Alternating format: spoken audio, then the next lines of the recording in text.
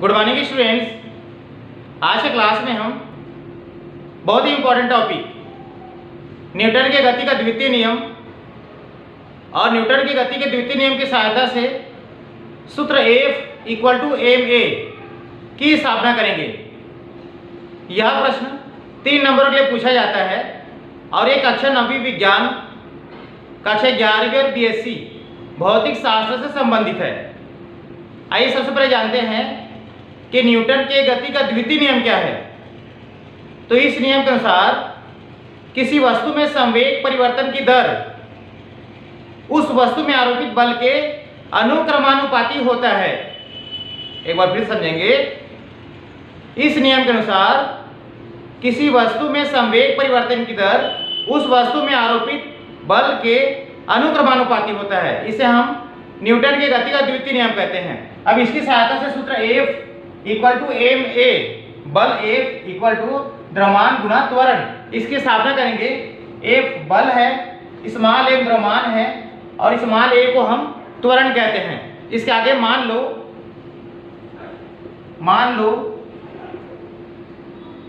Small m द्रव्यमान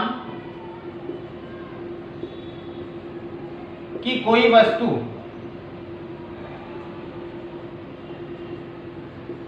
v वेग से गतिमान है, v वेग से गतिमान है, तब उस वस्तु का संवेग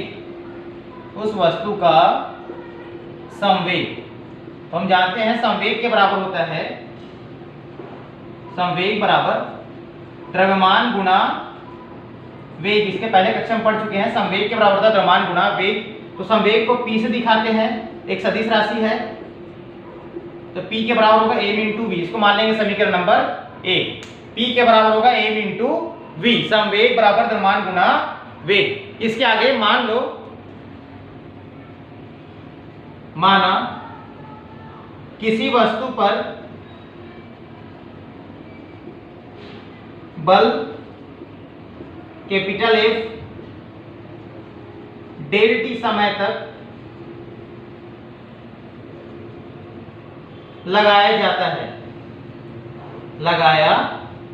है, तब उस वस्तु के संवेग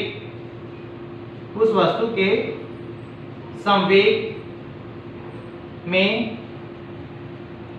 डेल p परिवर्तन होता है, डेल p परिवर्तन होता है।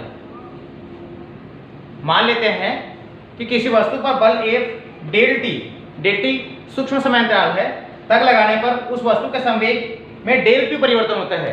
तब न्यूटन की गति के द्वितीय नियम से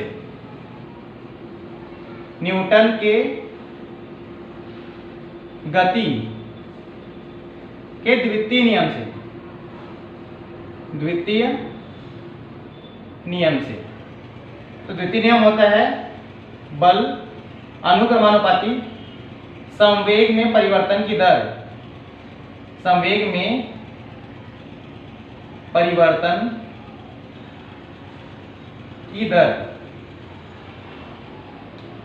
तो बल होगा कैपिटल F, संवेग परिवर्तन की दर होगा del p upon del T. बल F के बराबर होगा del p upon del T. यहां से अनुक्रमानुपाती का चिन्ह हट जाएगा, एक नियतांक आएगा k और del p upon del T, जहां k एक अनुपातिक नियतांक है, k एक अनुपातिक नियतांक है। k बराबर, इसको मान लेते समीकरण नंबर 2, k बराबर 1 समीकरण 2 में रखने पर तब यहां बचेगा F के बराबर del p upon del T, F के बराबर del p upon del T. इसको मान लेंगे समीकरण नंबर 3। अब समीकरण 1 और समीकरण 3 से आप देख रहे हैं, समीकरण 1 में p के बराबर है m इंटू वी, समीकरण 3 में रख देंगे p के जगह में, तो इसके आगे होगा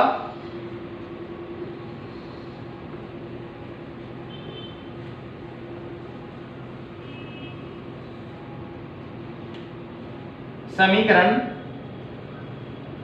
1 व 3 से F के बराबर होगा del upon del T. P की जगह होगा m इंटू वी, यहाँ से m बाहर निकल जाएगा, यहाँ बचेगा del V upon del T. तो F के बराबर होगा m इंटू ए, F के बराबर m इंटू ए, जहां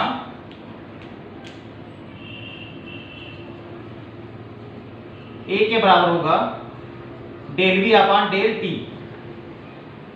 A को हम उस वस्तु का त्वरण कहते हैं, तो हम जानते हैं कि त्वरण के बराबर होता है वेग में परिवर्तन की दर।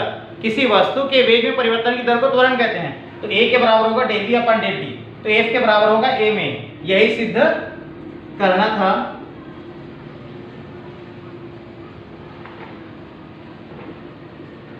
यही अभीष्ट व्यंजक है और ये बहुत इंपॉर्टेंट है। आप लोग ध्यान से समझें और अपने कॉपी में नोट करें। और अगर चैनल अच्छा लगता है तो चैनल को लाइक और सब्सक्राइब करें।